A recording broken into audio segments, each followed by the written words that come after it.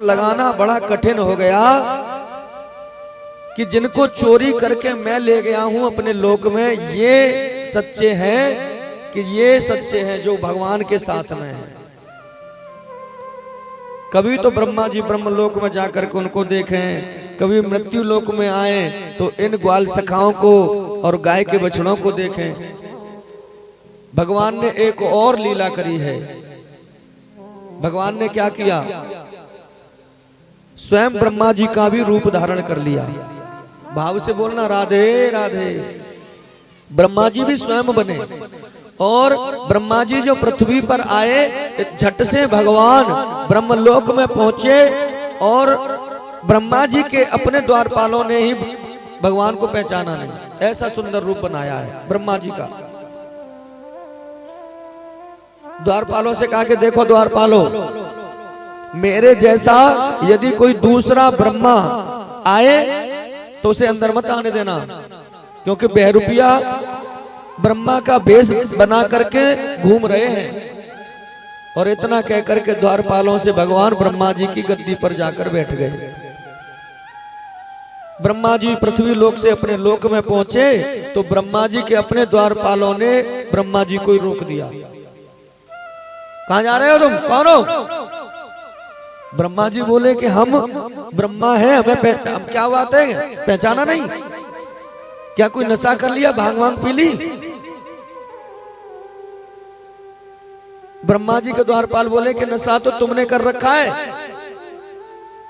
जो ब्रह्मा बने फिर रहे हो, क्यों करती हो ढोंग?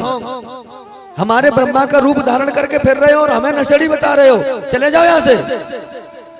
अब ब्रह्मा जी को लगा कि ये क्या लीला है भाई, मेरे ही द्वारपाल मुझे आज मेरे लोक में गद्दी पर बैठने से इनकार कर रहे हैं, क्या बात है? ब्रह्मा जी ने शांत भाव से कहा कि भैया मुझे पहचानो, मैं ब्रह्मा हूं, ब्रह्मा। मैंने सारी दुनिया को बनाया है, दुनिया का एक ही ब्रह्मा है, कोई दूसरा नहीं हो सकता। द्वारपालों ने कहा कि हम अच्छी तरह जानते हैं दुनिया का एक ही ब्रह्मा है, दूसरा कोई हो ही नहीं सकता। जिसको दुनिया ने बनाया है ना, वो एक ब्रह्म अपनी गद्दी पर बैठा है, तुम तो दूसरे हो, कहां से आए हो? अब ब्रह्मा जी को लगा कि गद्दी पर कौन बैठा है, सो ब्रह्मा जी ने अपनी आंखें बंद करी, योग दृष्टि से देखा कि मेरी गद्दी पर आज कौन बैठा है। आंखें बंद करते ही ब्रह्मा जी ने क्या देखा, वो काली कमलिया वाला भौएं मटका करके हंसता हुआ कह रहा है कि तुमने हमारे ग्वाल सखाओं को चुराया, तुमने हमारे गाय के छोटे बछड़ों को चुराया, हमने अब तुम्हारी गद्दी चुराई, अब बताओ तुम क्या करोगे? ब्रह्मा जी को ज्ञान हो गया। ब्रह्मा जी ने द्वारपालों से कहा कि भैया सच पूछो तो असली का ब्रह्मा तो वही है, मैं तो नकली हूं। जो गद्दी पर बैठा है वही असली का ब्रह्मा है। सो द्वारपालों, मेरे ऊपर एक कृपा तो कर ही सकते हो तुम, एक कृपा करोगे? द्वारपालों ने कहा कि कहिए, क्या करें? बोले उस ब्रह्मा से मैं मिलना चाहता हूं, तनिक मुझे उससे मिलने ने दो। द्वारपालों ने कहा कि खड़े रहिए, पहले पूछ करके आते हैं, आदेश होगा तो फिर बताएंगे। द्वारपाल भगवान के पास पहुंचे हैं, भगवान से कहा प्रभु कोई बहरूपिया आया है, ब्रह्मा का रूप धारण करके आपसे मिलना चाहता है। भगवान बोले आने दो। द्वारपालों ने आकर के ब्रह्मा जी से कहा, ब्रह्मा जी बड़े प्रसन्न हुए और दौड़ करके गए, भाग करके गए और जा करके ब्रह्मा जी भगवान श्री कृष्ण के चरणों में गिर पड़े, अपना मत्था रगड़े, प्रभु मैंने आपको पहचान लिया, मेरी बड़ी भूल हो गई, गलती हो गई। आंखें खोली ब्रह्मा जी ने तो क्या देखा कि सिंहासन तो खाली है, औंधे मुंह पड़े हैं अपने ही सिंहासन पर और सिंहासन खाली है। ब्रह्मा जी का जो मोह था वो भंग हो गया। ब्रह्मा जी ब्रह्मलोक से पृथ्वी पर आए और भगवान श्री कृष्ण जो अपने ग्वाल सखाओं के बीच में बैठे भोजन कर रहे थे, असली के ग्वाल सखा तो अभी ब्रह्मलोक में ही है। अपने शरीर से जो ग्वाल सखा बनाए हैं वो पृथ्वी लोक पर हैं। उन भगवान श्री कृष्ण के चरणों में आकर के ब्रह्मा जी साष्टांग लौट गए, क्षमा करना प्रभु, मैंने बड़ी भूल कर दी। और अपनी गलती की क्षमा याचना करके भगवान से मांगी है क्षमा याचना, लेकिन भगवान बोले नहीं हैं, भगवान चुप रहे हैं। भगवान के नेत्रों में लालिमा है। नेत्रों में लालिमा कब आती है? जब किसी व्यक्ति को क्रोध आता है। ब्रह्मा जी ने देखा कि भगवान क्रोध कर रहे हैं, सो भगवान की आनन फानन में एक ही परिक्रमा करिए। परिक्रमा करके वहां से अपने लोक को चले गए और ग्वाल सखा और बछड़ों को छोड़ गए। कहने का भाव क्या है? गलती ब्रह्मा जी की देखी जाए तो छोटी है, लेकिन भगवान ने ब्रह्मा जी की गलती को बड़ा माना। क्यों? क्योंकि भगवान के भक्तों को भगवान से दूर करने का साहस किया है ब्रह्मा जी ने। जो भगवान के भक्तों को भगवान से दूर करता है वो दंड का पात्र है। वो तो शुक्र गुजार है ब्रह्मा जी भगवान के कि इन्होंने दंड नहीं दिया, नहीं तो दंड दे भी सकते थे। तो कहने का भाव है भगवत प्रेमियों, ब्रह्मा जी का भी मान भंग, मोह भंग हुआ। भगवान श्री कृष्ण ने फिर आगे की लीलाएं की हैं। कालिया नाग का मान मर्दन हुआ है।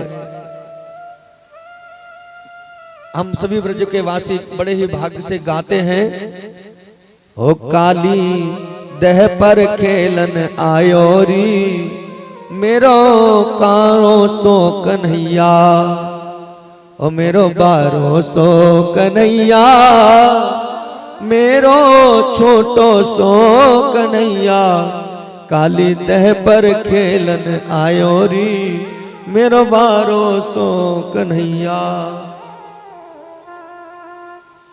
भगवान श्री कृष्ण बहाना करके काली दह पर खेल खेलने गए।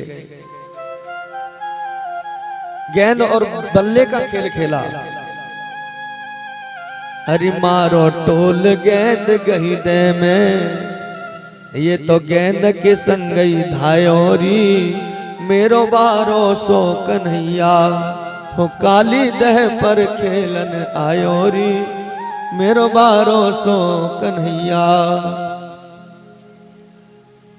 कालिया नाग को नाथ डाल करके यमुना जी के जल से बाहर निकाल करके कृष्ण ने आज्ञा करी, कालिया तुम्हारे इस यमुना जी में रहने के कारण मेरी परम प्रेसी यमुना जी का जल प्रदूषित हो गया है। मेरी आज्ञा है इस यमुना के जल को छोड़ करके कहीं तुम दूर चले जाओ। अरे रमणक द्वीप को नाग भेज दियो, रमणक द्वीप को नाग भेज दियो। कहाँ भेजा है नाग को? रमणक द्वीप में। रमणक द्वीप में भगवत प्रेमियों कहते हैं कि चंदन के वृक्ष हैं। विषधर जो भी नाग हैं वो उस रमणक द्वीप में रहते हैं।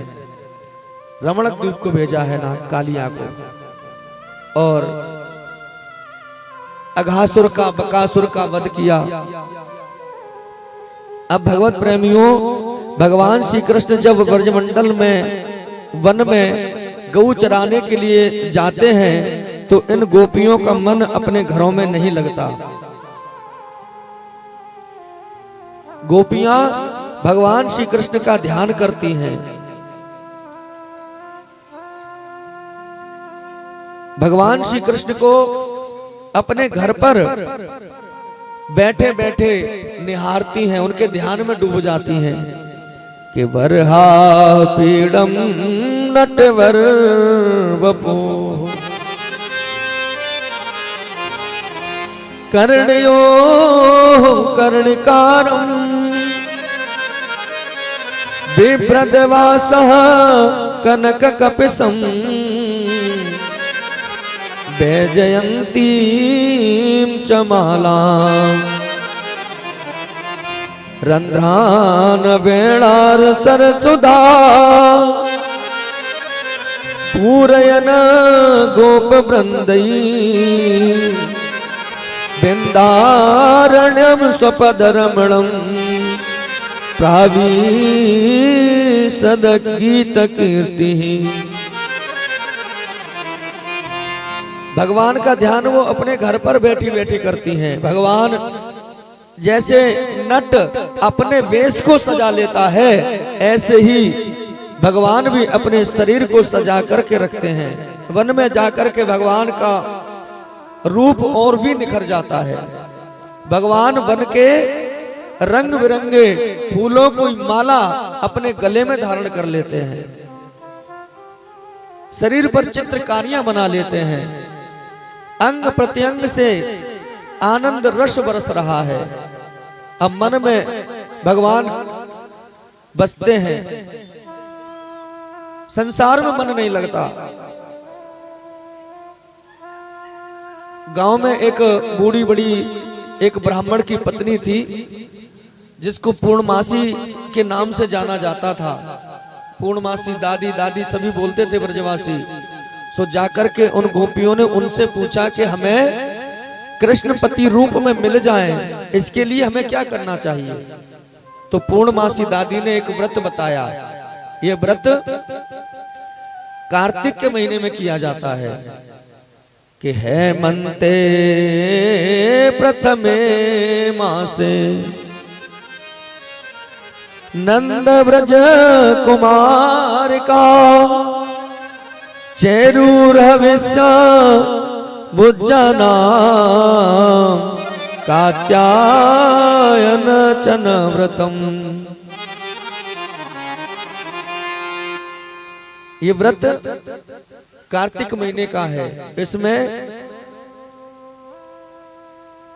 प्रातः काल ब्रह्म मुहूर्त में स्नान करने की परंपरा द्वापर युग से चली आ रही है। ब्रह्म मुहूर्त में 4 बजे 4:30 बजे उठ जाएं और स्नान कर लें। स्नान कर करके ये गोपियां भगवान श्री कृष्ण को पति रूप में पाने के लिए माता कात्यायनी का पूजन करती हैं। मिट्टी की बालू की मूर्ति बनाती हैं और उस मूर्ति की पूजा करती हैं, मंत्र गाती हैं कि कात्यायनी महामाये महायोगिन्यधीश्वरी नंद गोप सुतम पुत्रम नंद गोप सुतम देवी पति में कुरुते नमः। हे कात्यायनी, हे जगत की माता, हे महायोगिनी, हम आपकी पूजा कर रही हैं, हमारी पूजा को स्वीकार करो। नंद के जो लाल हैं, जो यशोदा के बेटा हैं कृष्ण, वो हमें पति रूप में मिल जाएं, ऐसा हमें वरदान दे दो। कात्यायनी माता की मूर्ति की पूजा करती हैं। देखिए, भगवान को पति रूप में पूजना, पति रूप में पाने की जिज्ञासा से कात्यायनी माता की पूजा करना, इसमें कोई गलत कार्य नहीं कर रही हैं ये गोपियां। सभी गोपियां भगवान कृष्ण को क्या चाहती हैं कि ये हमारे पति बन जाएं। प्रेम से बोलो एक बार राधे राधे। लेकिन भगवत प्रेमियों, उनको ये नहीं पता कि भगवान ही सारी दुनिया के पति हैं। भगवान कौन है? सारी दुनिया के पति हैं। आप लोग सोच रहे होंगे कि ऐसा कैसे हो सकता है। अच्छा, एक बात बताओ, भगवान को पति कौन कौन मानता है? बहुत बड़ी बात पूछ रहे हैं आज। हाँ, नहीं तो कुछ ऐसे भी बैठे होंगे, क्षमा करना, पुरुष भाइयों को तो बिल्कुल हाथ उठाने में शर्म आ जाएगी। क्यों? पुरुष भाई तो कहेगा, बोले हम तो किसी के पति है, हमारा पति कौन होगा? कुछ माताएं कथा में ऐसी भी बैठी होती हैं जो संकोच करती हैं, बोले जी हम तो राजू के पापा की पत्नी है, भगवान की पत्नी कैसे हो जाएगी? बोलो ना प्रेम से राधे राधे। अब मैं सच में पूछ रहा हूं कि कौन कौन मानता है कि भगवान ही हमारे पति हैं? कुछ लोग तो जानते, कुछ लोग तो, लेकिन कुछ लोग तो बिल्कुल शर्म से नीचे हाथ। आप लोगों को पता नहीं है। अब मैं आपसे पूछना चाहता हूं, मुझे बताओ पति का अर्थ क्या होता है? पति किसे कहते हैं? पति का अर्थ होता है स्वामी। पति का अर्थ क्या होता है जी?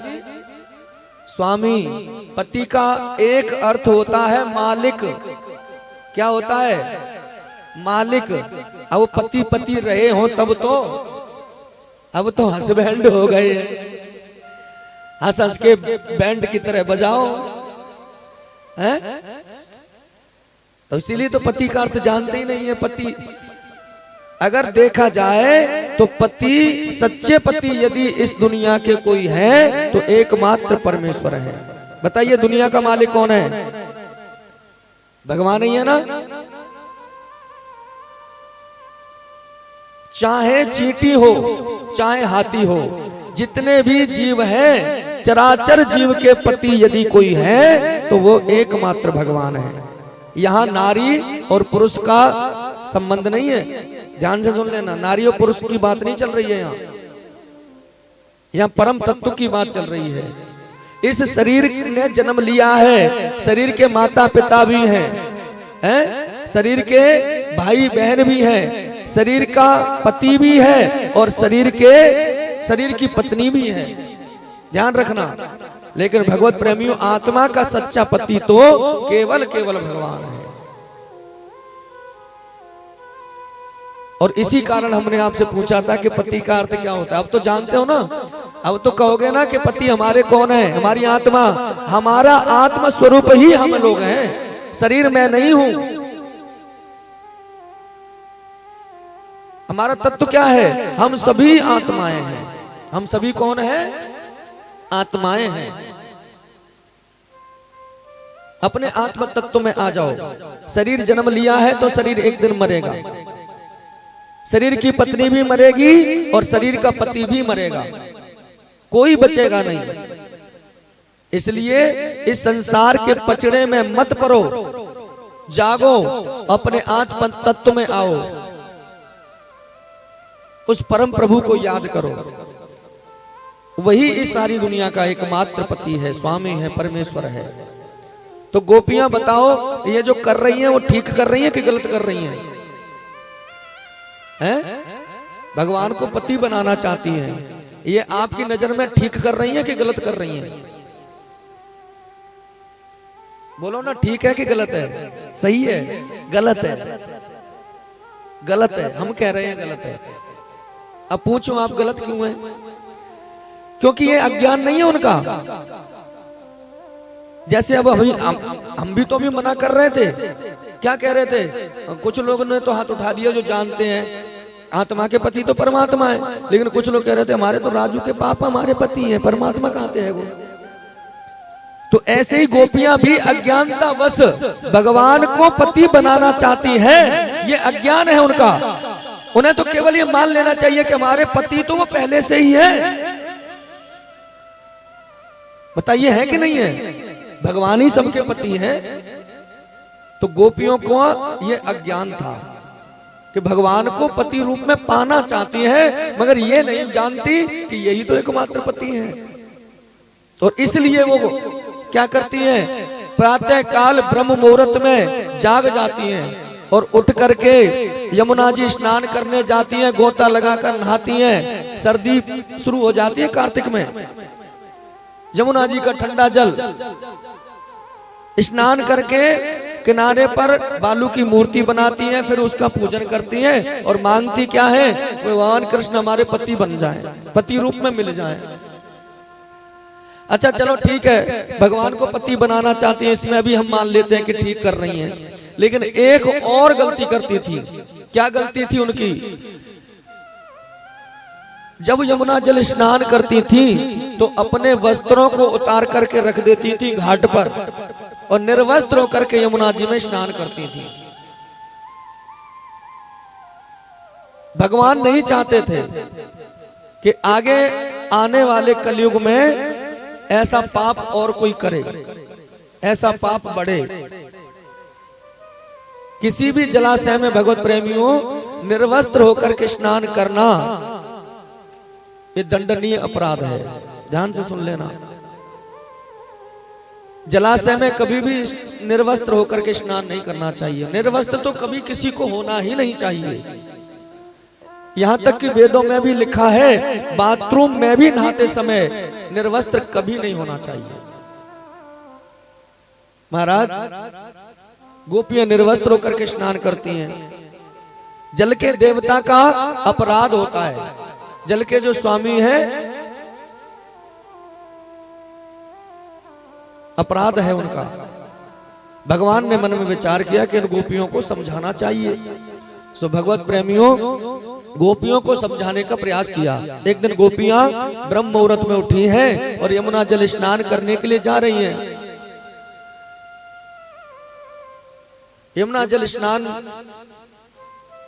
जाती हुई गोपियों को भगवान बीच मार्ग में मिले और गोपियों से कहा कि देवियों, मैं जानता हूं तुम मेरे लिए ये व्रत कर रही हो, मुझे पति बनाना चाहती हो।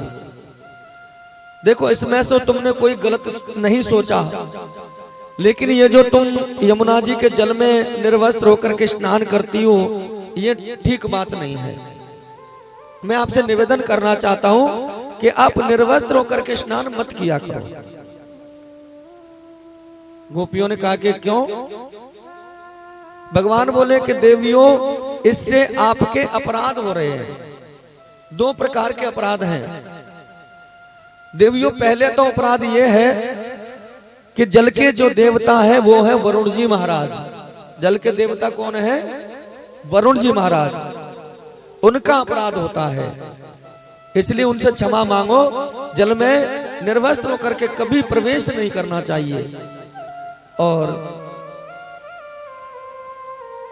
दूसरा अपराध है लौकिक अपराध। लौकिक अपराध क्या है प्रभु?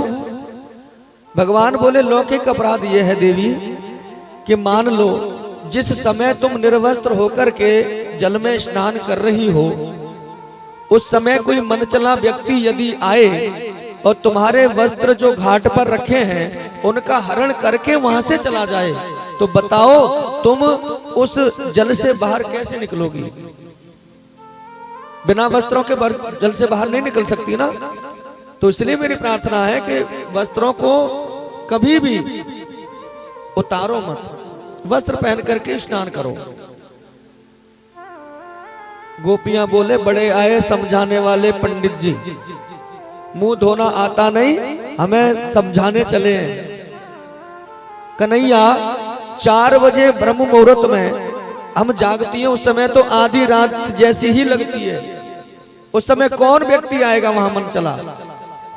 हम तो दूर दूर तक नजर दौड़ा कर देख लेती हैं, कोई दिखाई नहीं देता, तब जाकर के स्नान करती हैं। हम तो ऐसे ही करेंगे, कोई नहीं आएगा वहां। और इतना कह करके गोपियां वहां से चली गई। तब भगवान ने मन में विचार किया कि इनको लीला करके ही समझाना पड़ेगा। और जब गोपियां यमुना जल स्नान कर रही थी, तब मेरे प्रभु ने जाकर के उन गोपियों के वस्त्रों को लिया और पास के ही कदम के वृक्ष पर जाकर के चढ़ गए।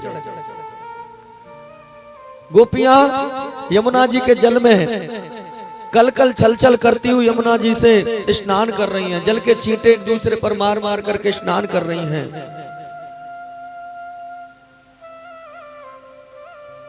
भगवान ने सुंदर अपनी मुरली की तान को छेड़ा है, बंसी बजाई मेरे प्रभु ने।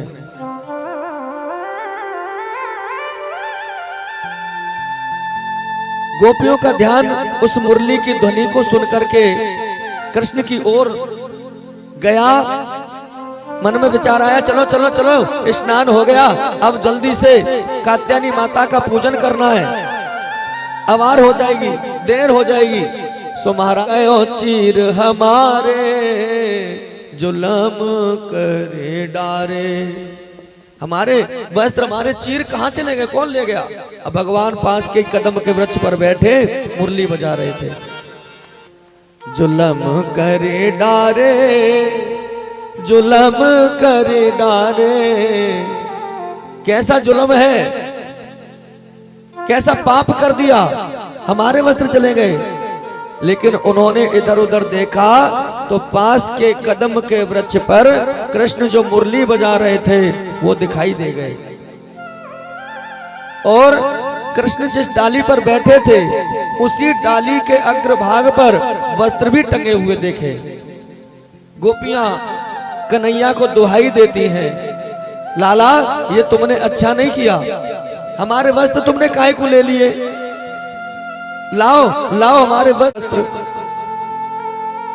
गोपियां बोली देखो ना वो डाली पर हमारे ही तो वस्त्र हैं, ये हरे पीले नीले गुलाबी ये हमारी वस्त्र हैं। भगवान बोले क्षमा करियो गोपियों, ये तो फूल है, फूल मेरे कदम पर ये फूल आए हैं। गोपियां बोले नहीं लाला ये तुम्हें नहीं करना चाहिए, तुम एक धर्मात्मा राजा के बेटा हो, धर्म को जानते हो, इसलिए तुम्हें ये अधर्म नहीं करना चाहिए, ये पाप मत करो। भगवान बोले अच्छा आज हम जो कर रहे हैं सो पाप दिखाई दे रहा है तुम्हें, और कल हमने समझाया था तुम्हें कि ये पाप मत करो। आज तो मान लो हम आए, हमने तुम्हारे वस्त्र लिए, कोई मन चला व्यक्ति आकर के ले जाए, फिर क्या करोगी तुम? हमने तुम्हें समझाया तब तुम्हें पाप नहीं दिखाई दिया। गोपियों ने डराया, लाला यदि तुमने हमारे वस्त्र हमको वापस नहीं दिए तो हम जाकर के तुम्हारी शिकायत नंद बाबा से कर देंगे। भगवान बोले तो जाओ पहले शिकायत ही कर दो, नहीं दे रहे तुम्हारे वस्त्र। अब गोपियां शिकायत करने के लिए भी तो बाहर निकलेंगी, बाहर कैसे निकले, वस्त्र तो है ही नहीं। तब जाकर के भगवान से हाथ जोड़ करके प्रार्थना करी है कि ऐसे मांगने वाले नहीं है, ऐसे ये मान जाए तो फिर बात ही क्या है, ऐसे नहीं मानेंगे, इनके हाथ जोड़ लो, इनकी शरण हो जाओ तो ही ये हमारी बात को मानेंगे। तब गोपियों ने हाथ जोड़े और कहा कि कृष्ण कि श्याम सुंदर ते दास्य, श्याम सुंदर ते दास्य, करवाम तवोदितम, देहि वासांस धर्मज्ञ, न चेदिरागे ब्रुवामहे। हे कृष्ण हम तुम्हारी शरण में हैं, हम तुम्हारी दासी हैं, तुम आज से जो कहोगे सो हम तुम्हारी बात मानेंगे, लेकिन इस समय बस कृपा करो कि हमारे वस्त्र हमें लौटा दो। अब भगवान ने मन में सोचा कि कल तो मैंने इनसे कही थी, कल इन्होंने मेरी बात मानी नहीं, आज कह रही है कि जो कहेंगी जो आप कहोगे सो मानेंगी। अब कैसे विश्वास करें इन पर? अभी वस्त्र इनको दे दो, कहीं पता लगे कल फिर वही काम करने लगे। तो भगवान ने परीक्षा ली। भगवान बोले अच्छा तुम यदि मानती हो कि मेरी दासी हो और जो मैं कहूंगा सो तुम मेरी बात मानोगी, तो मैं आज ही तुम्हें कह रहा हूं, सुनो कि भवत्यो यदि में दास्यो मयोक्तम बाकरिष्यथ, अत्रागत्य सुवासांसि, प्रतीचछन्तु शुचि स्मता। अगर तुम मेरी दासी हो, मेरी सेवा करना चाहती हो, मेरी बात मानोगी आज से, तो मैं तुमसे कह रहा हूं आओ जमुना जी के जल से बाहर निकलो और अपने वस्त्रों को ले जाओ। प्रेम से बोलो ना एक बार राधे राधे, और थोड़ा मिलकर बोलना पड़ेगा। अगर तुम मेरी बात मानना चाहती हो आज से, तो मैं आज ही तुम्हें आज्ञा दे रहा हूं, आओ यमुना जी के जल से बाहर और अपने वस्त्रों को ले जाओ। अब गोपियों ने मन में विचार किया, अब कहा है तो करना पड़ेगा। गोपियां भी साधारण नहीं थी, पढ़ी लिखी गोपियां हैं। पिछले जन्म में बहुत इन्होंने तप किया है, कृष्ण की प्राप्ति के लिए। इस जन्म में तो भले ही कोई किसी की बहन है, कोई किसी की माँ है, कोई किसी की पत्नी है, लेकिन इससे पिछले जन्म में बड़े बड़े धर्मात्मा ये साधु संत हैं जिन्होंने भगवान की सेवा करके भगवान को प्रसन्न किया। और भगवान ने कहा कि मांग लो क्या चाहते हो। तो महात्माओं ने कहा कि जैसे एक स्त्री, एक नारी अपने पति की सेवा करती है, वैसे ही हम आपके चरणों की सेवा करें, ऐसा वरदान दे दो। तो भगवान ने इन संत महात्माओं को पिछले जन्म में दर्शन देते हुए वरदान दिया था कि द्वापर में, कृष्ण अवतार में तुम सब गोपियां बनोगी और हम तुम्हें दर्शन देंगे, तुम हमारी सेवा कर सकोगी। गोपियों ने मन में विचार किया, वो साधु संत महात्मा पिछले जन्म के जो कृष्ण दर्शन की लालसा में हैं, विचार करने लगे कि जल में रस भी तो यही है, सूर्य में तेज ये है, पृथ्वी में गंध ये है, ऐसी कौन सी जगह है जहां भगवान नहीं है। वो अंदर भी है और बाहर भी है, तो फिर इनसे काहे का संकोच। सो महाराज अपने गुप्तांगों को छिपा करके गोपियां जल से बाहर निकली हैं और भगवान श्री कृष्ण ने उनके वस्त्र उन गोपियों को वापस दिए हैं। अब प्रेम से बोलो एक बार राधे राधे, और मिलकर बोलना पड़ेगा राधे राधे। परीक्षित जी महाराज इस कथा को सुनते सुनते रो पड़े। ये कैसी कथा बताई प्रभु गुरुदेव आपने। एक और तो कहते हो कि भगवान धर्म की स्थापना के लिए अवतार लिए। अगर भगवान धर्म की स्थापना के लिए अवतार लिए तो मनुष्य बनकर के तो आए थे। अब मनुष्य रूप में आकर के उन्होंने पर स्त्रियों के ये जो वस्त्र हरण किए हैं, वस्त्र चुराए हैं, ये कहां धर्म की स्थापना है।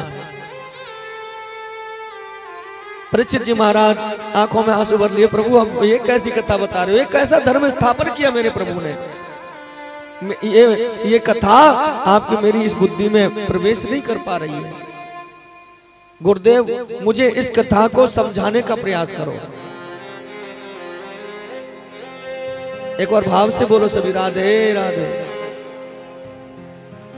तब श्री सुखदेव जी महाराज ने परीक्षित को बताया, परीक्षित इस कथा को ध्यान पूर्वक, ज्ञान पूर्वक यदि सुना जाए तभी ये कथा पल्ले पड़ेगी।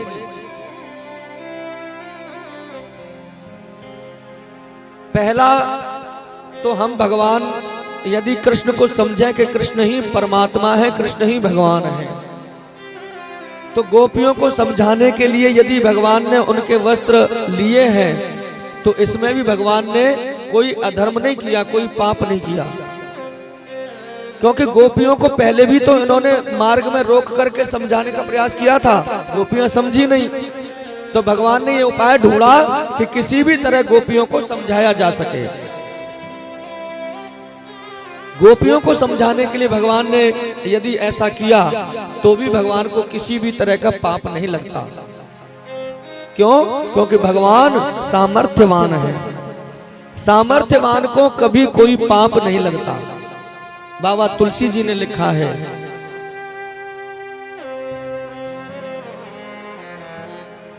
कि समर्थ को नहीं दोष गुसाई, समर्थ को नहीं दोष गुसाई, रवि पावक सुर सर की नाई, रवि पावक सुर सर की नाई। समर्थ को नहीं दोष गुसाई, समर्थ को नहीं दोष गुसाई, रवि पावक सुर सर की नाई, रवि पावक सुर सर की नाई, रवि पावक सुर सर की नाई। समर्थ को नहीं दोष गुसाई, एक बार प्रेम से बोले कि राधे राधे। जो सामर्थ्यवान होते हैं उनको कभी भी किसी प्रकार का दोष नहीं लगता। गोपियों को समझाने के लिए भगवान ने ये युक्ति ढूंढ निकाली। धर्म की स्थापना ही की है मेरे प्रभु ने, और धर्म की स्थापना के लिए यदि मेरे प्रभु ने ये कार्य किया तो फिर भगवान को दोष तो नहीं लगता। गोपियों को पहले समझाया मान जाती तो फिर भगवान ऐसा नहीं करते।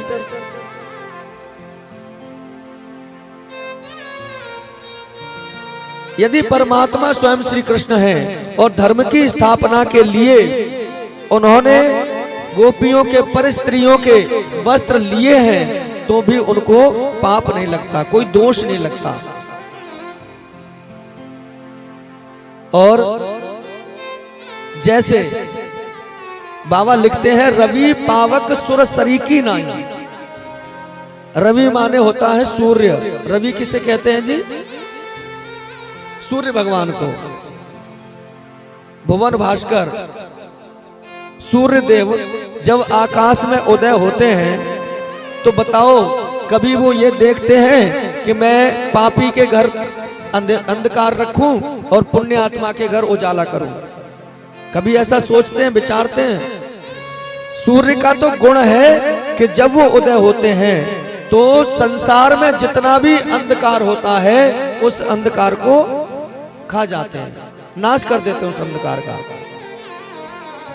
पापी के घर जाने से, पापी के घर को रोशन करने से सूर्य को कोई पाप नहीं लगता। ध्यान से सुनना, क्योंकि उनका गुण है वो अंधकार को खा जाना। जैसे पावक अग्नि, अग्नि में तुम जैसा भी डालो, अग्नि का गुण है वो उसको जला करके शांत कर देती है। उसमें चाहे कच्चा डालो चाहे पक्का डालो, जैसा डालोगे जला करके क्या करती है अग्नि? शांत कर देती है, भस्म बना देती है। उसी अग्नि से भगवत प्रेमियों हम रोटियां बना करके खाते हैं। वही आग है ना, और वही आग चिता को जलाती है, मुर्दे को जलाती है। तो क्या मुर्दे को जला लेने से अग्नि में अपवित्रता आती है? नहीं, अग्नि पवित्र है, उसका गुण है जो भी डालोगे जला करके राख कर देगी। बाबा ने बड़ा सुंदर लिखा है रवि पावक सुरसरी की नाई। सुरसरी माने गंगा, माता गंगा। माता गंगा हम सभी हर हर गंगे करके स्नान करने जाते हैं। चाहे कोई पुण्यात्मा हो चाहे पापात्मा हो, गंगा जी में जो स्नान करता है उसके पाप कटते हैं। पुण्यात्मा यदि गंगा में स्नान करता है ना तो गंगा माँ को तो आनंद और होता है कि पुण्यात्मा आया, कोई गंगा जल में मेरे में स्नान करके जा रहा है, अपने पुण्य छोड़कर जा रहा है। और पापियों के पाप तो वो काटने वाली है ही।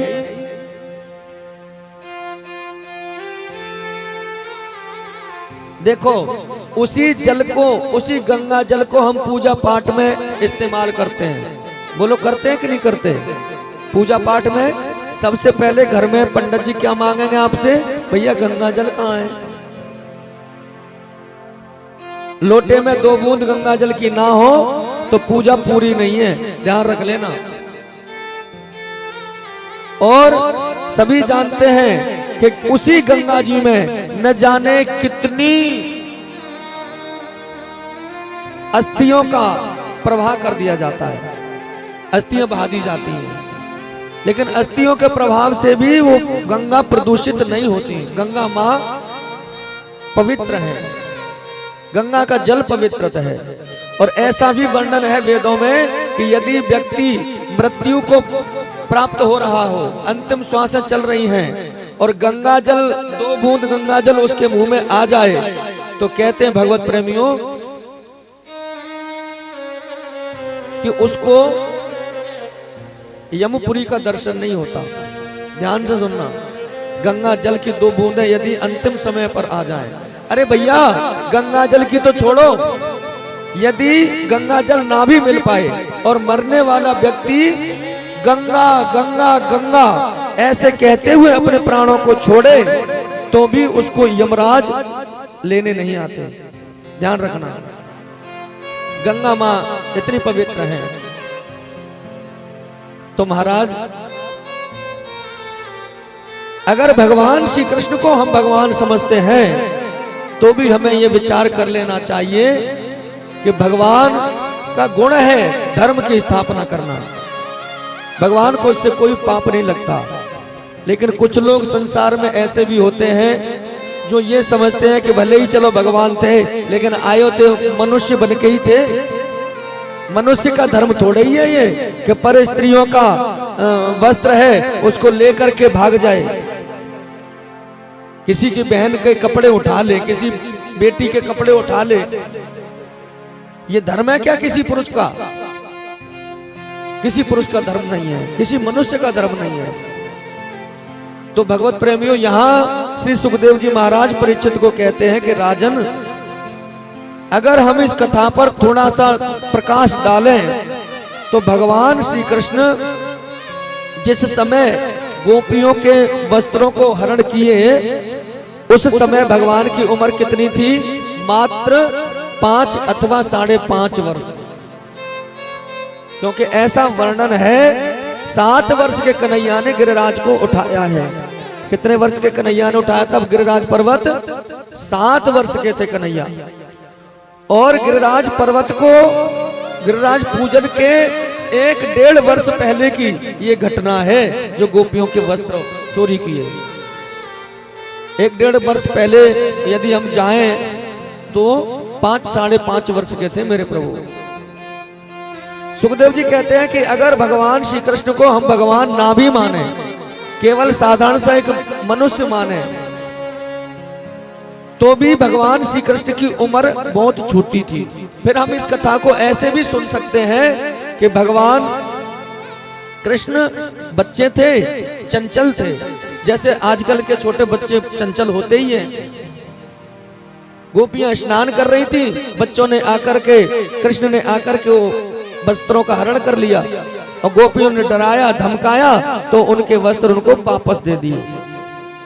तब भी भगवान कृष्ण के मन में किसी भी प्रकार की काम वासना का प्राकट्य नहीं होता, क्योंकि छोटे बच्चे थे वो। आज आधुनिकता चल रही है हमारे देश में, सैटेलाइट का जमाना है। सैटेलाइट के माध्यम से, टीवी चैनलों के माध्यम से आजकल के बच्चे कई चीजें ऐसी देख रहे हैं जो उन्हें नहीं देखनी चाहिए। टीवी में, चैनलों में, मोबाइल में भी देख लो, कई चीजें ऐसी हैं जो बच्चों को नहीं देखनी चाहिए। अरे बच्चों की तो छोड़ो, वयस्कों को भी नहीं देखनी चाहिए।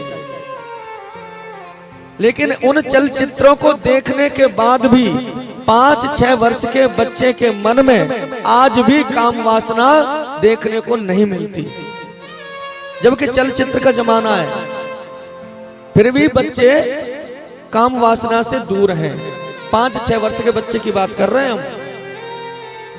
तो हम इस कथा को ऐसे भी सुन सकते हैं कि यदि भगवान को हम भगवान न समझें, कोई साधारण सा बालक था, तो इस कथा में तब भी कहीं दोष नजर नहीं आता। क्यों? क्योंकि भगवान छोटे बच्चे थे।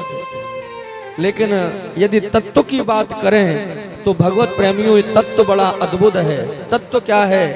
भगवान श्री कृष्ण ही स्वयं ईश्वर हैं। गोपियां कौन हैं? गोपियां हैं गोपियां हैं जीव।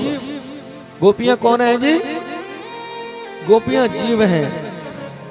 ईश्वर रूपी कृष्ण ने जीव रूपी गोपियों के ये अविद्या रूपी वस्त्रों का हरण किया है, अज्ञान रूपी वस्त्र चुराए हैं। ये वस्त्र क्या है? ये वस्त्र है अज्ञान,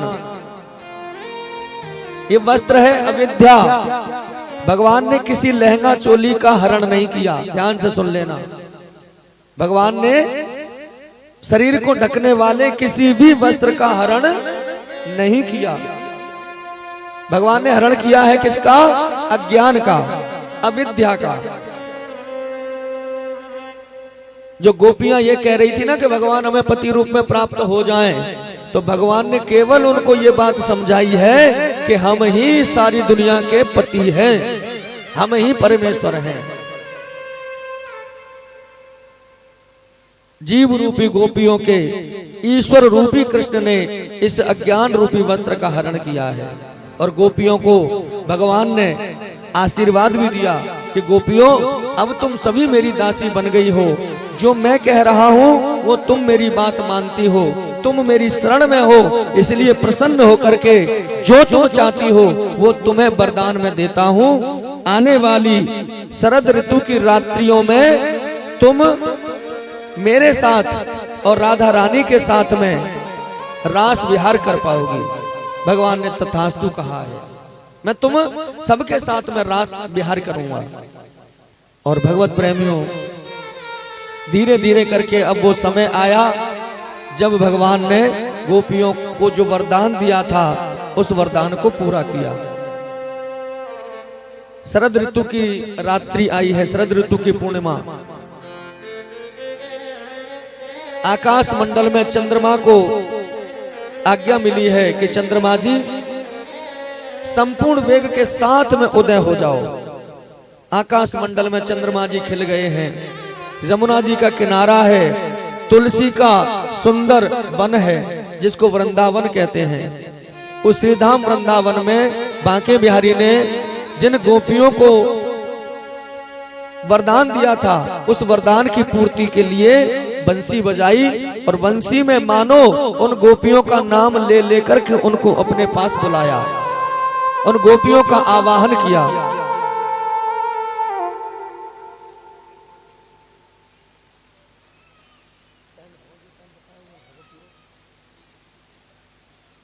प्रेम से बोलो एक बार, राधे राधे। गोपियां अपने घर में जिस कार्य को कर रही थी उस कार्य को छोड़ करके कृष्ण प्यारे से मिलने के लिए चल पड़ी। गोपियों का नाम ले ले करके बुला रहे हैं, मेरे प्रभु मानो। अरे अनुराधा, विशाखा, ललिता, जया, मालती और कुसुमा, सभी सखियां आ जाओ। जो तुम्हें वरदान मिला है उस वरदान की पूर्ति का समय आ गया है। भगवान सुंदर वंशी में नाम ले ले करके मानो गोपियाओं को आवाहन कर रहे हैं। जिस काम में गोपियां थी, गोपियां कृष्ण से मिलने के लिए चल पड़ी। भाव से बोलो सभी एक बार, राधे राधे। और थोड़ा जोर से बोलना पड़ेगा। बंधुओं,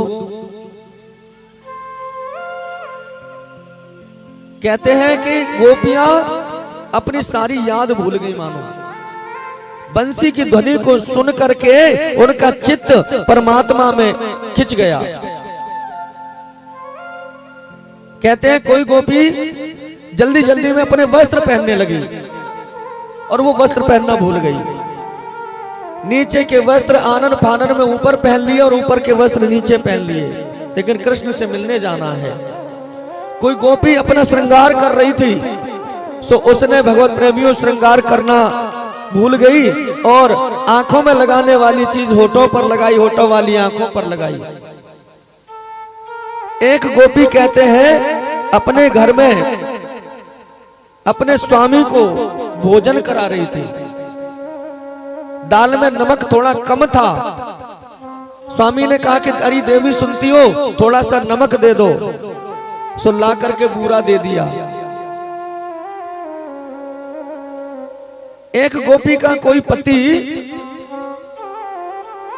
दही से भोजन कर रहा था। दही में डालने के लिए उसको बूरे की आवश्यकता पड़ी, खांड की आवश्यकता पड़ी। उसने कहा अरे देवी कुछ मिठाई दो, बूरा दे दो। वो गोपी गई और इतना नमक भर कर ले आई और जाकर के डाल दिया। कृष्ण की बंसी को सुन के उनकी जो याद है वो विस्मृति हो गई। केवल और केवल कृष्ण का चिंतन, कृष्ण के से मिलने के लिए आतुर हो गई गोपियां। भगवान श्री कृष्ण वृंदावन में गोपियां मिलने के लिए जा रही हैं। और ध्यान से सुनना भगवत प्रेमियों, गोपियां जब अपने घर से निकली हैं तो किसी भी घर वाले ने इसे रोका भी तो उस गोपी ने मन में धारणा कर ली कि मैं तो जाऊंगी। पति के रोकने पर भी नहीं रुक सकी और वो चली गई। एक गोपी के पति ने क्या किया, पकड़ करके उसको दरवाजे के अंदर बंद कर दिया, कमरे में बंद कर दिया और बाहर से एक मोटा सा ताला लगा दिया। उस गोपी ने कहा कि तुम मेरे शरीर को ही तो नहीं जाने दोगे, शरीर को चाटोगे तो चाटो इस शरीर को रख करके, मैं आत्मा से परमात्मा का दर्शन करूंगी। और वो शरीर को वहीं छोड़ करके आत्मा से परमात्मा से मिलने पहुंच गई। ऐसा सुंदर दर्शन है भगवत प्रेमियों। गोपियों का समूह असंख्य संख्या है गोपियों की। और श्री धाम वृंदावन में जहां बिहारी बंसी बजा रहे हैं, गोपियों का झुंड जाकर के पहुंच गया। एक बार भाव से बोलेंगे सभी, राधे राधे। अभी कुछ ही देर में रास मंडल की सुंदर सी झांकी आएगी, हम सभी लोग दर्शन करेंगे। हैं बीच में से गोपियां आई सो तो आई, लेकिन स्वर्ग की जो देवियां हैं, जो अप्सराएं हैं, वो भी गोपियों का वेश धारण करके भगवान श्री कृष्ण के उस रास मंडल में पहुंची हैं। महाराज, जब सारे लोग कृष्ण का दर्शन करने जा रहे हैं, रास मंडल में अभी रास रचेगा, तो माता पार्वती भी कहां मानने वाली थी। सो माता पार्वती भी 16 श्रृंगार करने लगी। एक बार प्रेम से बोलो सभी, राधे राधे। माता पार्वती ने 16 श्रृंगार किया है। और माता पार्वती जब जाने लगी तो शंकर भगवान ने माता पार्वती को पूछा, अरे देवी तुम कहां को चली?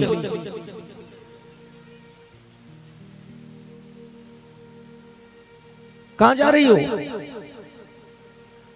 माता पार्वती ने कहा कि प्रभु आप तो जानते ही हैं, आज वृंदावन में रास रचेगा, मैं उस रास मंडल में सम्मिलित होने के लिए जा रही हूं। भोलेनाथ बोले कि देवी उस बांके बिहारी के रास में सम्मिलित तो मुझे भी होना है, मैं भी तुम्हारे साथ चलूंगा। भगवान बोल माता पार्वती को कह रहे हैं कि मुझे भी अपने साथ ले चलो। माता पार्वती बोली कि स्वामी उस रास मंडल में केवल स्त्रियां ही प्रवेश कर सकती हैं, केवल गोपियों को प्रवेश मिलेगा, वहां गोपा का कोई प्रवेश नहीं है, केवल गोपियां जा सकती हैं, पुरुष का प्रवेश नहीं है। भोलेनाथ ने कहा कि नहीं देवियों, मैं भी तुम्हारे साथ में ही चलूंगा, अब कुछ भी करो मुझे अपने साथ में ले चलो। माता पार्वती से जिद करने लगे। माता पार्वती ने कहा स्वामी कैसी जिद कर रहे हो, मैं कैसे ले जा सकती हूं तुम्हें? वहां प्रवेश पुरुष का है ही नहीं तो मैं कैसे ले जाऊं? तो भोलेनाथ बोले कि तो फिर ऐसा करो, जब प्रवेश केवल स्त्री को ही मिलेगा तो मुझे भी स्त्री बना लो। भाव से बोलो एक बार राधे राधे। मुझे भी एक साड़ी पहना दो, क्या दिक्कत है?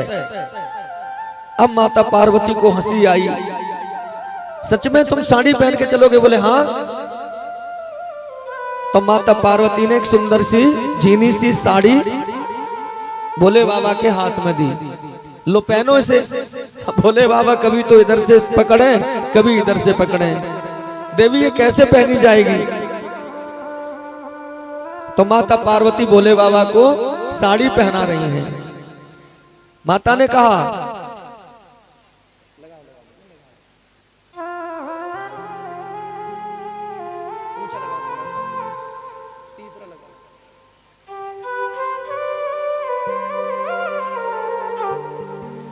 अरे ये लहरीदार चूनर माथे पे डाल के, भोले बाबा से कही ये लो लहरीदार, बड़ी सुंदर लगेगी, इसको पहनो, इसको ओढ़ो। ये लहरीदार चूनर माथे पे डाल के, भोला बन जाओ भोली घूंघट को निकाल के। माता पार्वती साड़ी पहना रही हैं। अब भोले बाबा से बोली स्वामी तुम रहने दो तो अच्छा है, मत पहनो साड़ी, मान जाओ मेरी बात। भोले बाबा बोले क्यों? बोले सुनो, अरे तुम जो चलोगे कहाँ धरोगे, ये बिच्छू ये माला ये चंदा का उजियाला।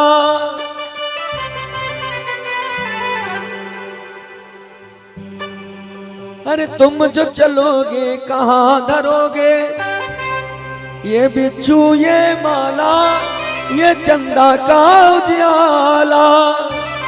अरे एक हाथ में डमरू बिराजे, एक बैजंती माला, एक बैजंती माला माला। भोले बाबा ने कहा कि तुम काहे को परेशान हो, जाना हमें तो इनको भी कुछ न कुछ व्यवस्था हम करेंगे। भोले बाबा बोले इनको रखूंगा प्यारी मैं झोली में डाल के, भोला बन जाओ भोली घूंघट निकाल के, भोला बन जाओ भोली घूंघट निकाल के। ये लहरीदार चूनर माथे पे डाल के, एक लहरीदार चूनर माथे पे डाल के, भोला बन जाओ भोली घूंघट निकाल के, भोला बन जाओ भोली घूंघट निकाल के।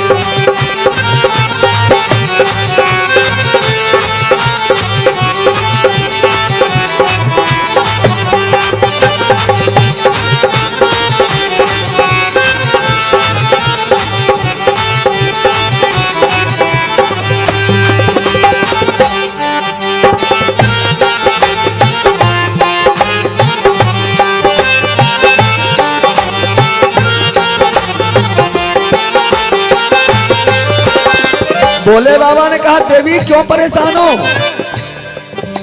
ये सांप ये बिच्छू ये डमरू इनकी व्यवस्था हम झोली में डाल देंगे, अब तो ले चलो। माता पार्वती ने कहा कि नहीं मानते तो पहनो साड़ी। साड़ी पहन रहे हैं, साड़ी पहनाई जा रही है। फिर मैया को ध्यान आया, मैया बोली पार्वती भोले बाबा आप तो रहने ही दो। क्यों अब क्या हुआ? बोले आपके पास में चलो सांप बिच्छू ये डमरू ये आप झोली में डाल लोगे, इनको छुपा लोगे, लेकिन एक चीज तो ऐसी है जो छुपाई से नहीं छुप सकती। सब तो छुपेगा नहीं छुपेगा ये गंगा का पानी, अरे ये गंगा का पानी।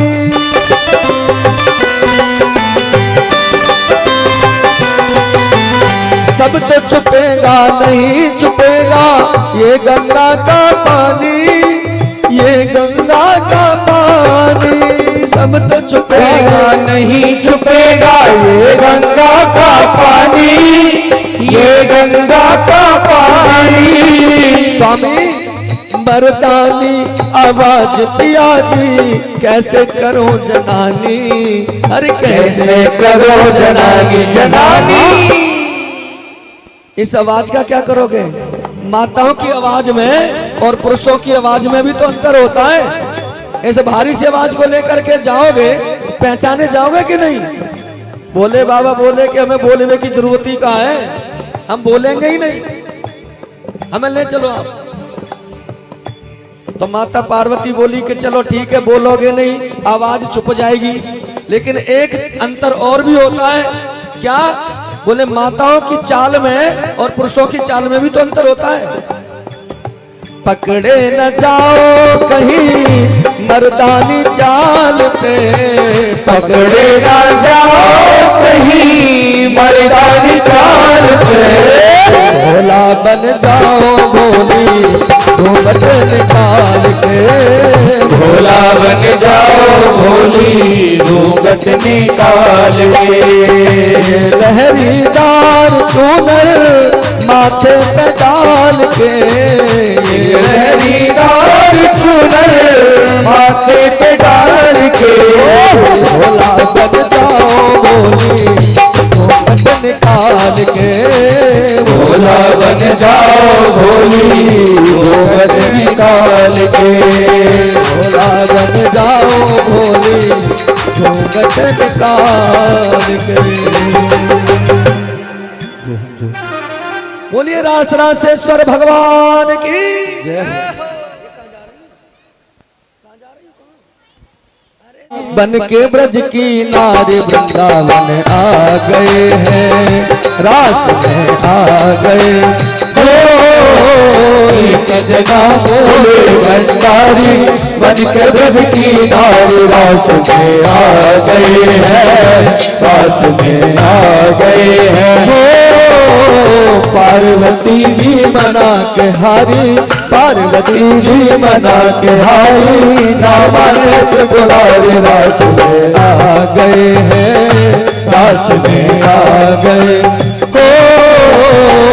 कतना मोरे भंडारी बन के ब्रज की नारी रास में आ गए हैं, रास में आ गए हैं।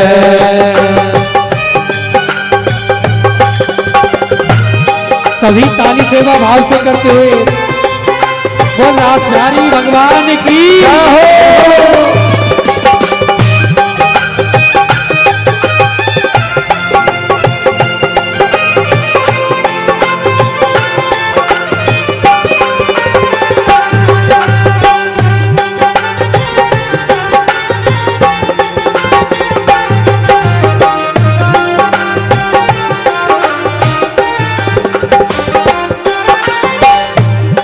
मेरे भोले स्वामी कैसे ले जाऊं तुम्हें रास में, तुम्हें रास में। ओ मेरे भोले स्वामी कैसे ले जाऊं तुम्हें रास में, तुम्हें रास में।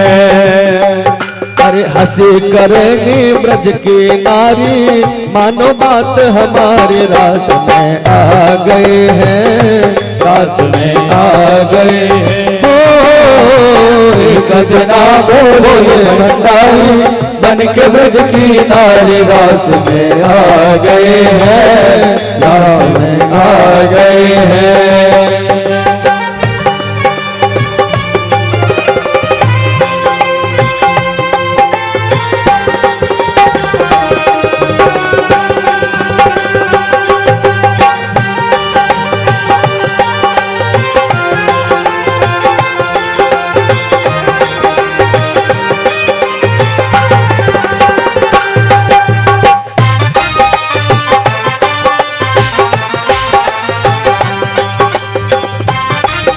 बांके बिहारी गोपियों के साथ में गले में गलवैया डाल करके नृत्य कर रहे हैं।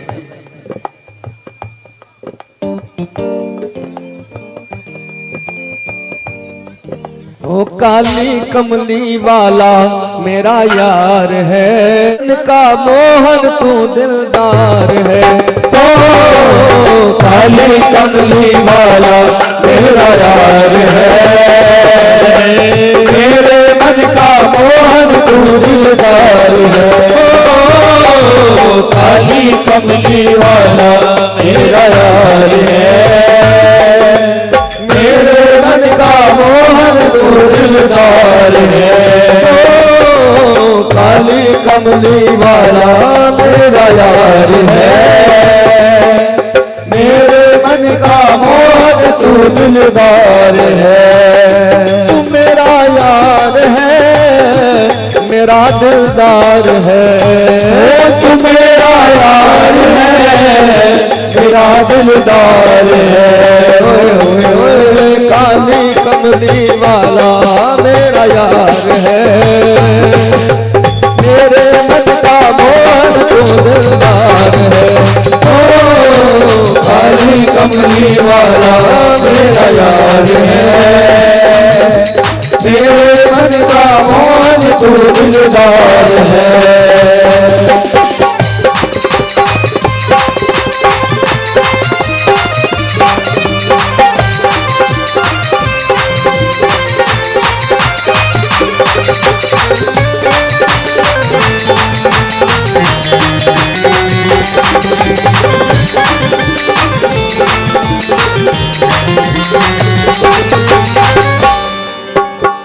मनमोहन में तेरा दीवाना गाऊं बस अब यही तराना। गाऊं बस अब यही तराना, गाऊं बस अब यही तराना। मनमोहन में तेरा दीवाना गाऊं बस अब यही तराना। गाऊं बस अब यही तराना, गाऊं बस अब यही तराना। शाम सलोने तू मेरा एतबार है। मेरे मन का मोहन तू दिलदार है। काली कमली वाला मेरा यार है। मेरे मन का मोहन तू दिलदार है।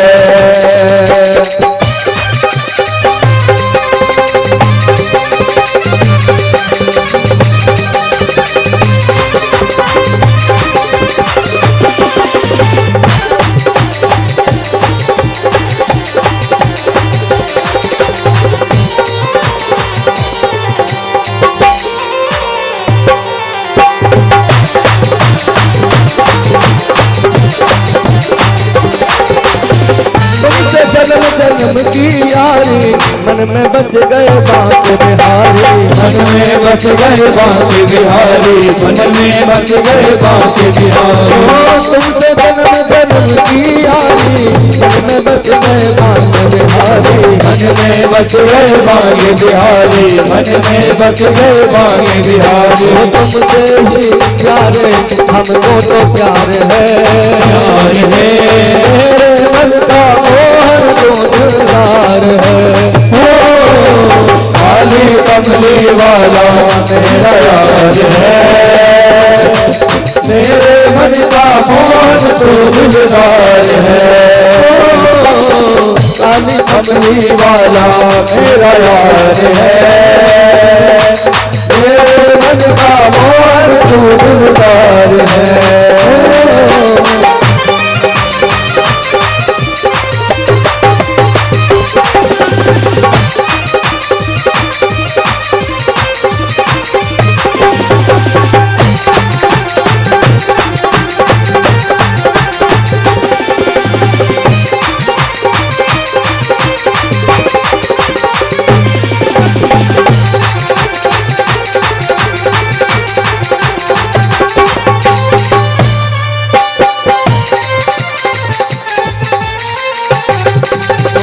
तुमसे जन्म जन्म की यारी मन में बस गए बांके बिहारी। मन में बस गए बाग बिहारी, मन में बस गए बाग बिहारी।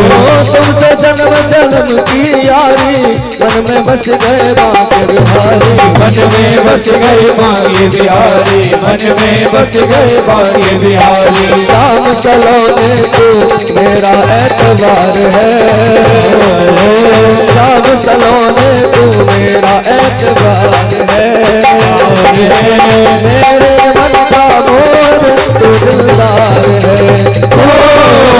काली कमली वाला मेरा यार है। मेरे मन का मोहन तो दिलदार है।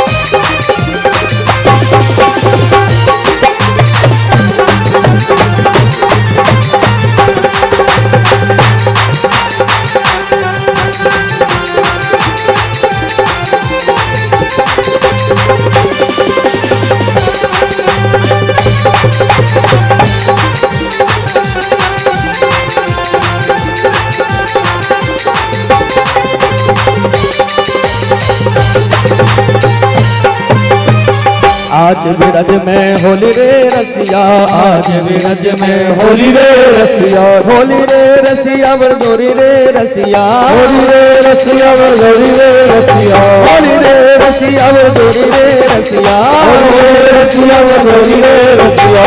आज ब्रज में होली रे रसिया, आज ब्रज में होली रे रसिया, होली है नंदबाग के छोरा है बरसाने की चोरी है, नंदबाग के छोरा है बरसाने की चोरी है, होली है।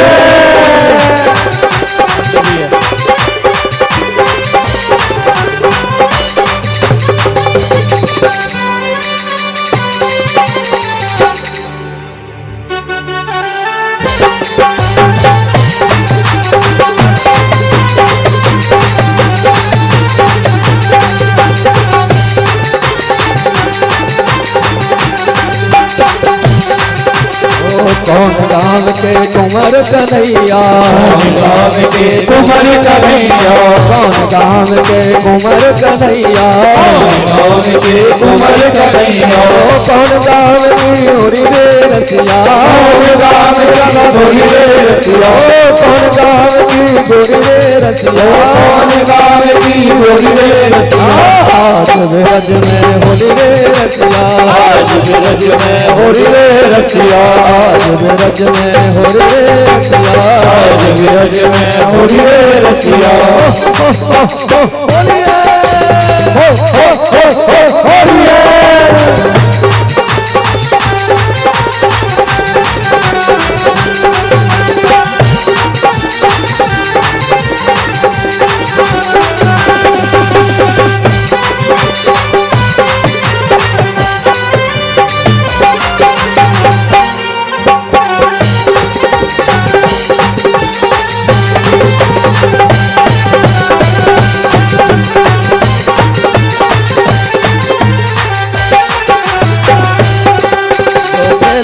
काना होली जो मोते करी बर चोरी, जो खेलोगे काना होली जो मोते करी बर जोरी, मेरी कट्टी है जाएगी, तेरी मेरी कट्टी है जाएगी, तेरी मेरी कट्टी है जाएगी, तेरी मेरी कट्टी है जाएगी।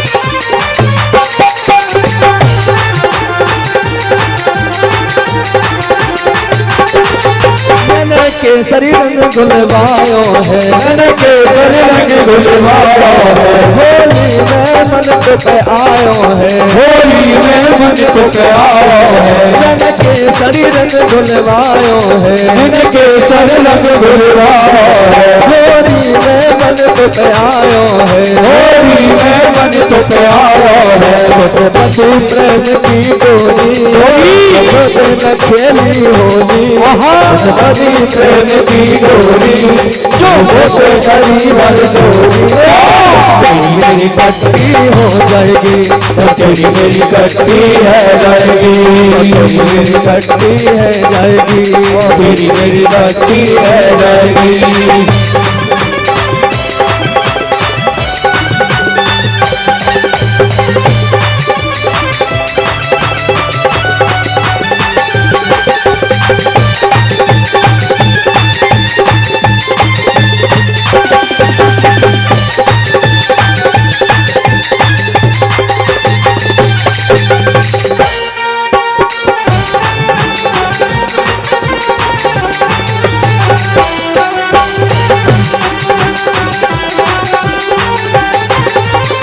रंग बरसे कछु अमृत बरसे और बरसे कस्तूरी, रंग बरसे गो राम रंग बरसे गो, रंग बरसे कछु अमृत बरसे और बरसे कस्तूरी, अरे हाँ राम रंग बरसे गो, हाँ राम रंग बरसे गो।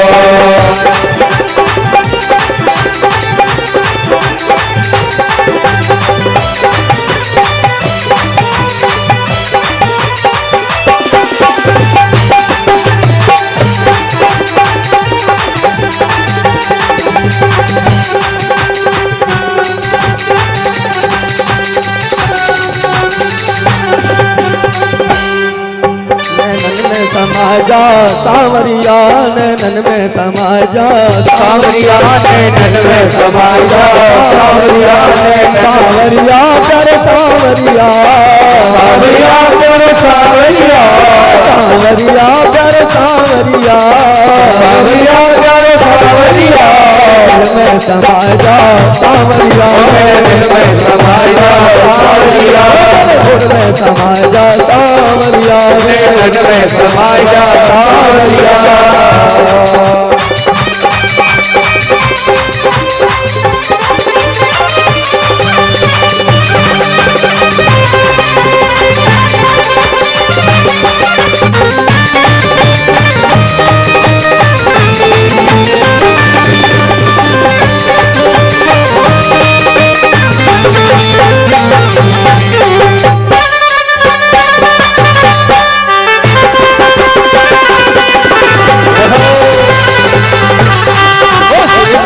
बिहारी लाल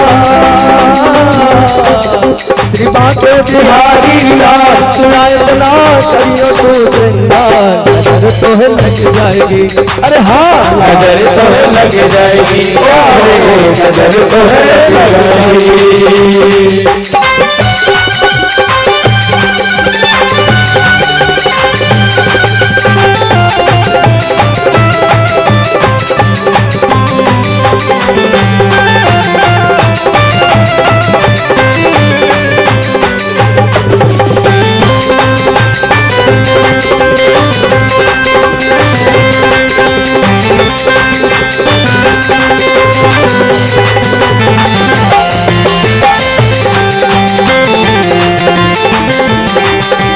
होली के लहर रघुबीरा अवध में होली के लहर रघुबीरा होली के लहर रघुबीरा अवध में होली के लहर रघुबीरा होली के लहर रघुबीरा बिरद में होली के लहर रघुबीरा होली के लहर रघुबीरा अवध में होली के स्थापना कैसे हो सकती है?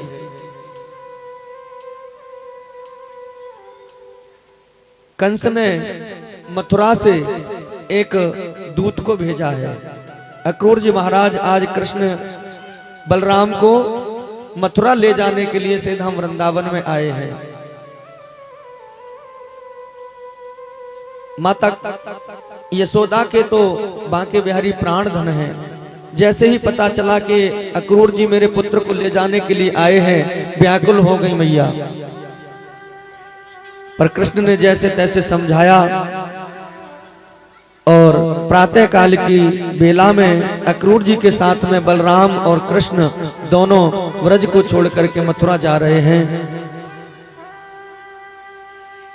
आनंद विभोर हो गए हैं, अत्यंत व्याकुल, अत्यंत दुखी हो गए हैं सभी व्रज के लोग। गोपियां जिन्होंने कृष्ण की प्राप्ति के लिए अपना सारा संसार छोड़ दिया, लोक लाज को त्यागा, आज उनके प्राण धन उनको छोड़ करके मथुरा जा रहे थे।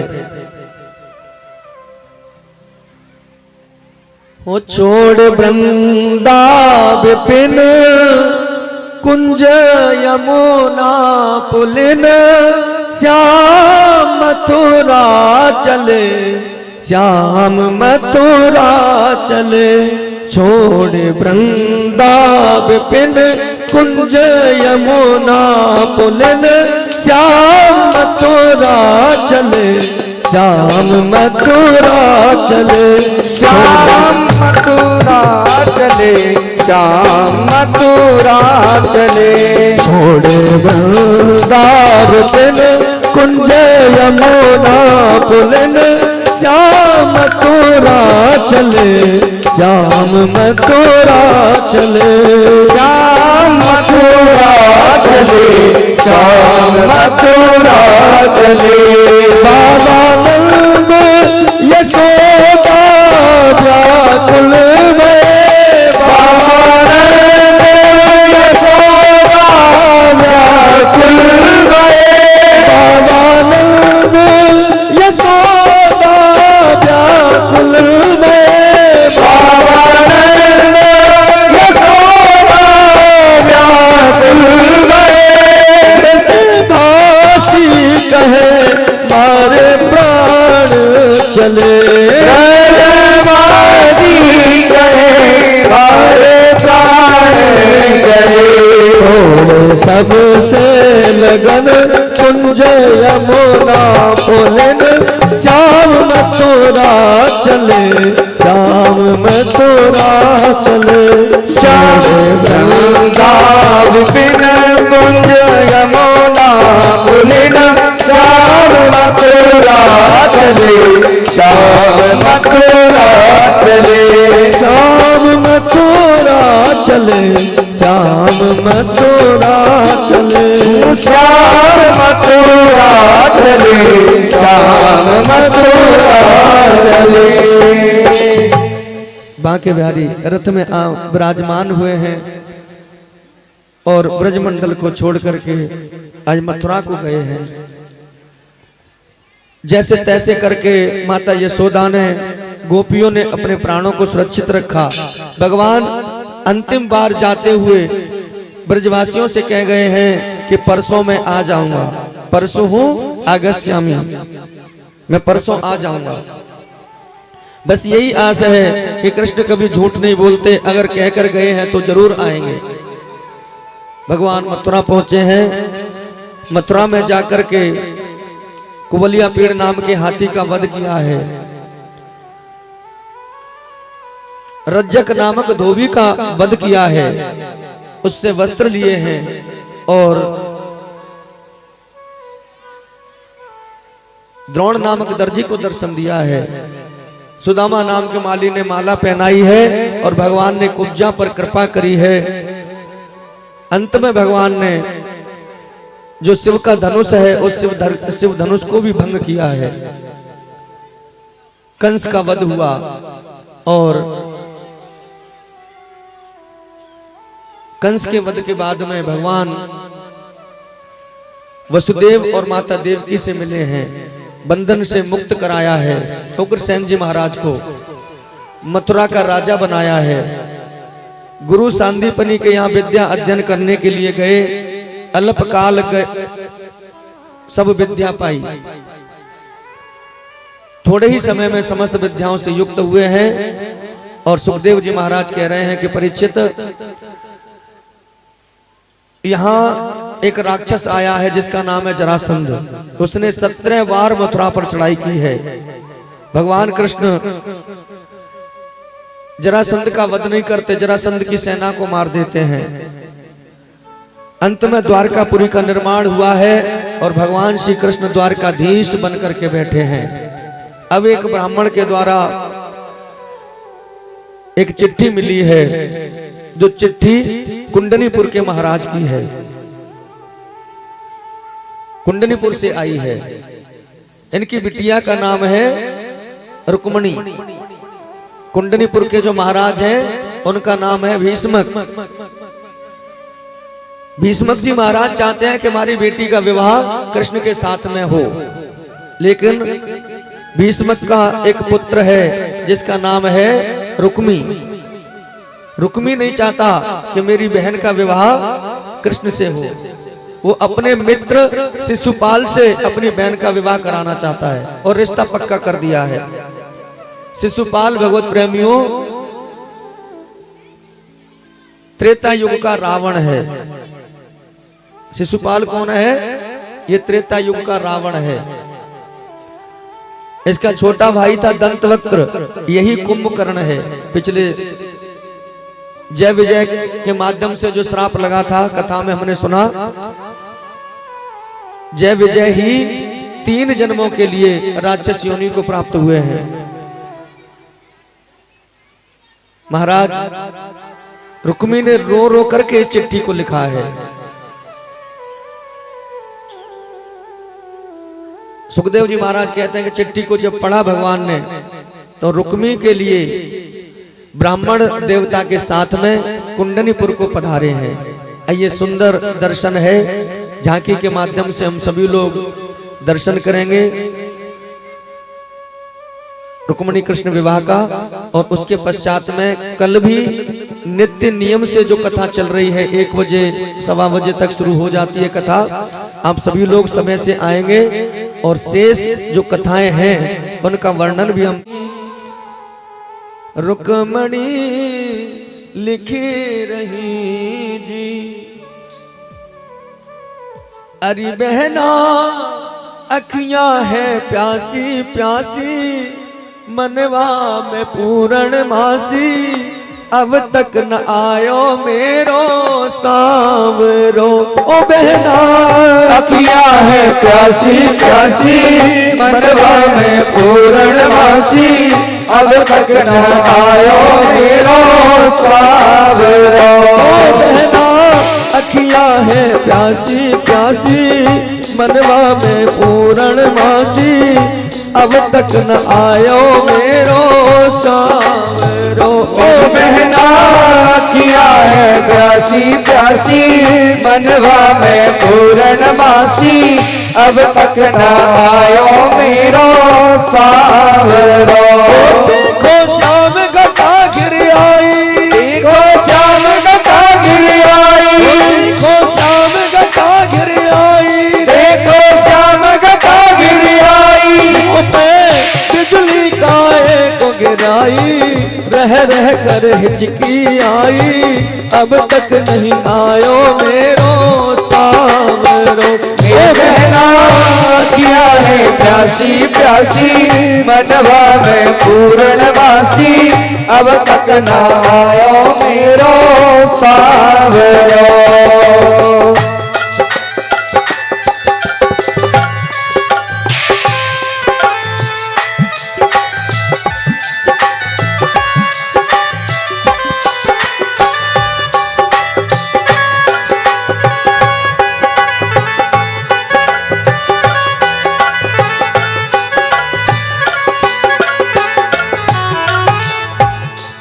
अरे तो सुनाऊं कल को सपनों, सुन ले सखी हमारी। अरे तो सुनाऊं कल को सपनों, सुन ले सखी हमारी।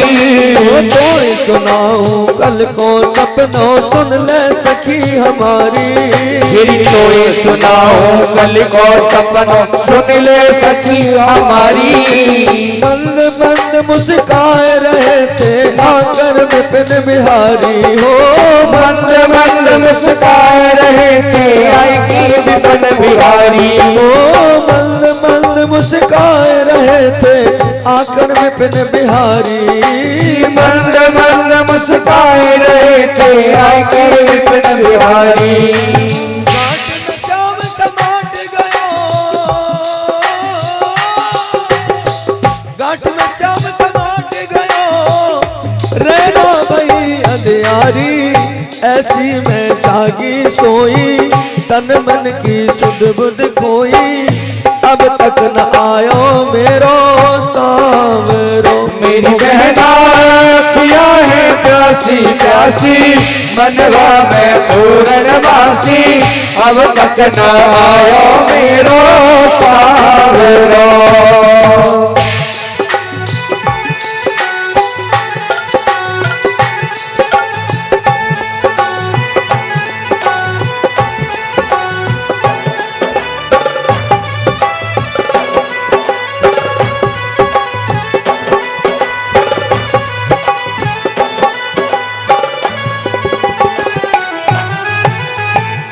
माता रुक्मणी सखियों के साथ में, जैसे जानकी माता गई है ना विवाह धनुष यज्ञ से पहले गौरी माता का पूजन करने, ऐसे ही भगवान कृष्ण से आने से पहले गौरी माँ का पूजन करने के लिए माता रुक्मणी गई हैं। भक्ति भाव के साथ में माता रुक्मणी ने गौरी माँ का पूजन किया है। हम सभी लोग दर्शन कर रहे हैं। गौरी देवी नमो नमः। पाद्योपाद्यम समर्पयामि, मुखे आचमनीयम जलम समर्पयामि, पुष्पम पुष्पम माल्यम च समर्पयामि, माल्यादीनि सुगंधीनि माल्यात्यादीनि वै प्रभो मया तानि पुष्पाणि पूजार्थं प्रतिगृह्यता। ओम नैवेद्यम नैवेद्यामि नाभ्या आशीदंतर चिगु शीसनो देव हो संवत्ता पदभ्याम भूमिर्दशा श्रोता तथा लोकान कल्पयन्ना। हाथ जोड़ करके प्रार्थना करी है माता गौरी से कि गौरी माँ बांके बिहारी मुझे आ जाएं और अपने साथ द्वारका को ले जाएं।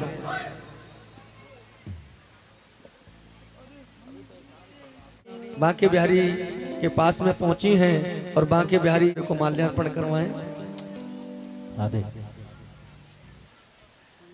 पहले माता रुक्मणी कृष्ण के गले में माल्यार्पण करेंगे।